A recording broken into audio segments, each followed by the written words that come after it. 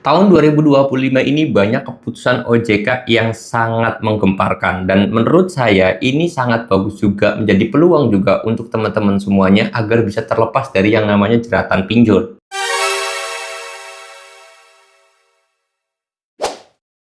Assalamualaikum warahmatullahi wabarakatuh teman-teman semuanya. Pada kesempatan video kali ini saya ingin membahas tentang yang namanya aturan OJK, yang mana ini menjadi sebuah kesempatan buat teman-teman semuanya agar terlepas dari yang namanya pinjol. Nah, tapi di sini dalam artian ya teman-teman semuanya, aturan ini ada perubahan. Saya akui ada perubahan yang menurut saya cukup signifikan. Aturan tahun 2023, aturan tahun 2024 itu berbeda. Begitu pula aturan tahun 2025 ini berbeda. Yang saya suka adalah aturan tahun 2025 ini memihak kepada nasabah, bukan memihak kepada pinjol. Apa aja aturannya? Di sini saya mau bahas buat teman-teman semuanya. Oke, jadi menurut saya tahun 2025 ini merupakan kesempatan biar kalian itu terlepas dari yang namanya pinjol. Ini sangat besar, teman-teman.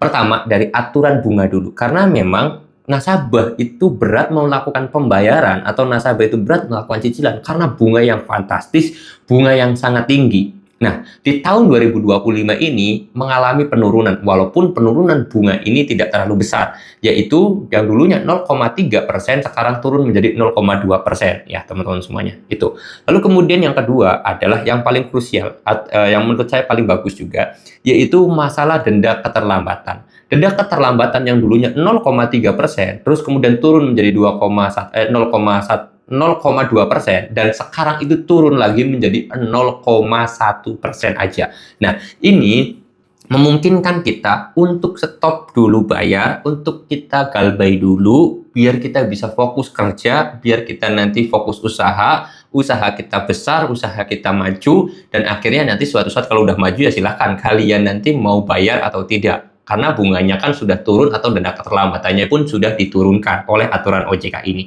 Itu pertama. Itu yang kedua ya. Lalu kemudian yang ketiga di sini adalah yang menarik, negosiasi terhadap bunga dan juga denda keterlambatan ini sangat bisa ya teman-teman semuanya. Negosiasi lah kayak gitulah. Intinya kayak gitu, bingung sendiri saya. Tapi yang jelas kita bisa meminta diturunkan denda keterlambatannya, bunganya itu bisa diturunkan ketika kita sudah memang tidak membayar selama 3 bulan lebih atau 6 bulan lebih, seperti itu.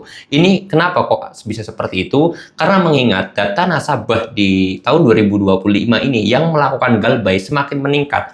Jadi pinjol tuh daripada uangnya nggak balik sama sekali, ya lebih baik diambil pokoknya aja. Ataupun kalau mau ngambil keuntungan atau mau ngambil bunga sedikit aja. Jadi kita bisa nego terhadap yang namanya bunga tersebut dan denda keterlambatan lagi. Itu udah bunga diturunin, denda keterlambatan diturunin, kita juga bisa nego teman-teman semuanya. Jadi lebih enak teman-teman. Nah, ini jadi peluang buat teman-teman semuanya agar terlepas dari pinjol. Kenapa saya katakan seperti itu? Karena kita bisa stop dulu bayarnya.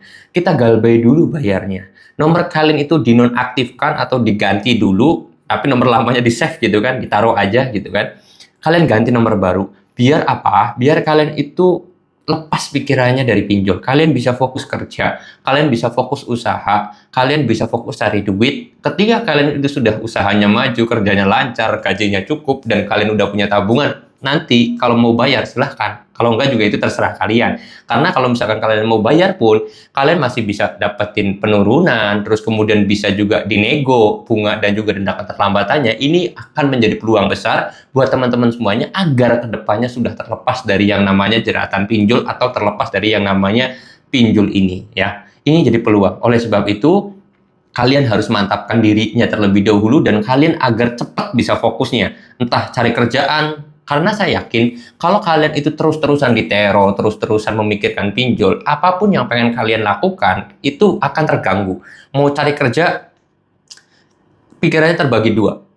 Harusnya mikir fokus cari kerja, tapi kalian mikirin, aduh ada pinjol juga dan yang lain sebagainya, malah jadi kayak gini lagi.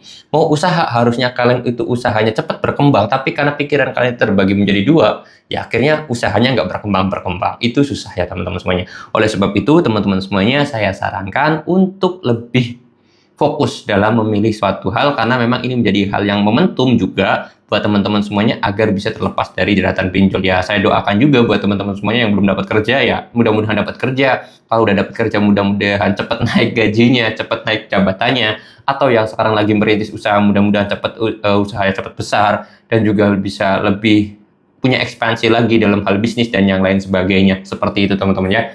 Ya, itu doa dan harapan saya. Ya, mudah-mudahan kita semuanya juga bisa lepas dari yang namanya pinjol. Dan saya titip pesan juga kepada teman-teman semuanya, kalau kita sedang cari rezeki, jangan pernah lupa terhadap sang pemberi rezeki. Itu pesan saya. Saya mau tutup dulu video ini dengan kata Assalamualaikum warahmatullahi wabarakatuh.